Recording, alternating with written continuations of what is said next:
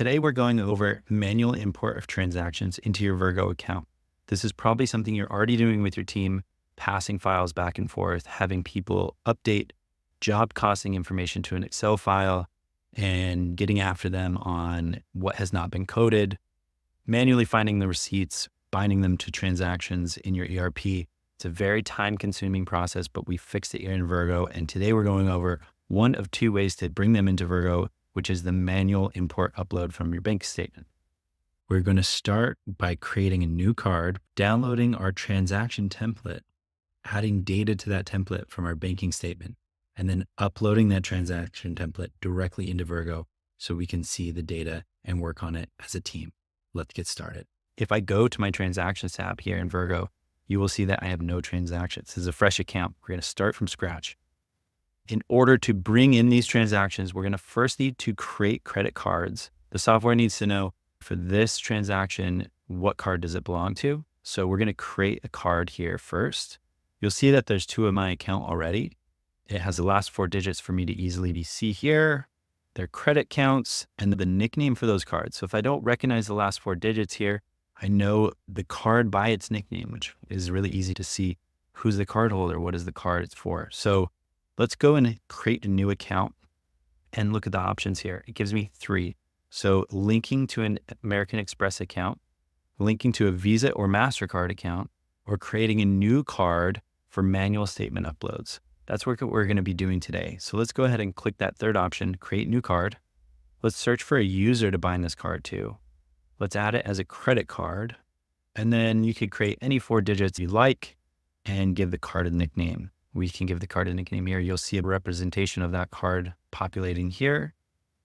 And I have a couple other settings. I can default this card for every transaction has a vendor associated with it. So I can bind a defaulted vendor from my ERP to this card. Every time a transaction happens, it will pull that vendor in automatically. So I don't have to code it. If I have a business operating card that's just for purposes that always go to the same GL account, I can also default a GL account to all those expenses. So I never have to code them either. So I'm not actually going to create this card since I already have two in my account, but that's how easy it is to create a new card. Now that we've created our card, we can start pulling in some transactions. And the way our software pulls in transactions is it works from a template. So you give it its banking information, all the transaction information, you put it in our template, upload it, and then it will sort it out and populate it here. So let's find that template by clicking the import button at the top. Let's choose download this Excel template file for new transactions.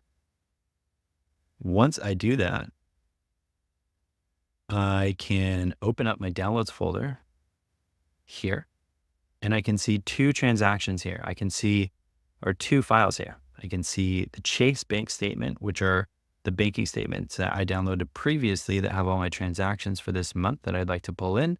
And then I have my Vergo template. Let's open the template here and see what we're working with. So there are four columns that I have to populate in order for the template to upload correctly into the system. It is the date, the merchant, the last four digits, and the amount. I'm going to move this to the right of my screen so it's easy to move the data back and forth. And I'm going to upload my Chase banking statement, and I'm going to put this on the left of my screen so you can see what's going on here quite easily. All I need to do is move over those four fields to my Vergo template, and then I can upload this file. So let's begin by copying and pasting our date as well as our merchants. So I'm going to copy and paste the date, and I'm just going to paste the values. I'm also going to do that for the merchants. So copying and pasting the merchant over. Now I'm going to do the same for the amount field. Copy and paste the values. Now I have all of my data over here, and the last thing I need to add, I can close my banking statement. The last thing I need to add is simply what card do I want to bind these transactions to?